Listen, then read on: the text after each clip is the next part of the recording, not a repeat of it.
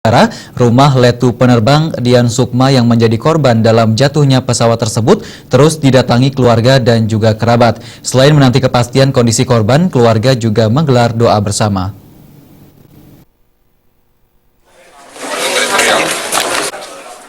Kerabat dan keluarga korban jatuhnya pesawat Hercules C-130, yakni Letu penerbang Dian Sukma Pasaribu, yang turut serta dalam pesawat terus mendatangi rumah duka di perumahan Kalidoni Indah Permai.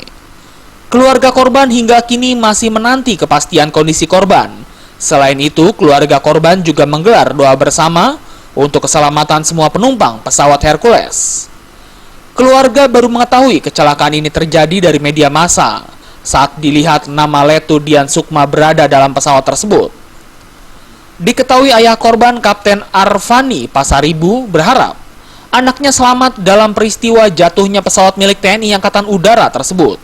Arfani juga menambahkan terakhir berkomunikasi dengan anaknya pada Senin malam sebelum kejadian.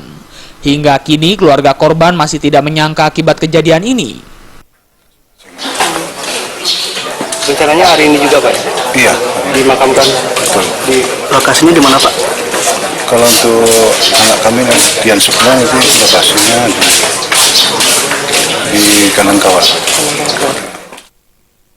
Korban merupakan anak pertama dari 3 saudara pasangan Kapten Arfani dengan Hajah Yernani dan bergabung dalam Angkatan Darat pada tahun 2010 dan turut sekolah penerbangan. Dari Palembang, Sumatera Selatan, Yolanda dan Ardiansyah Nugraha melaporkan.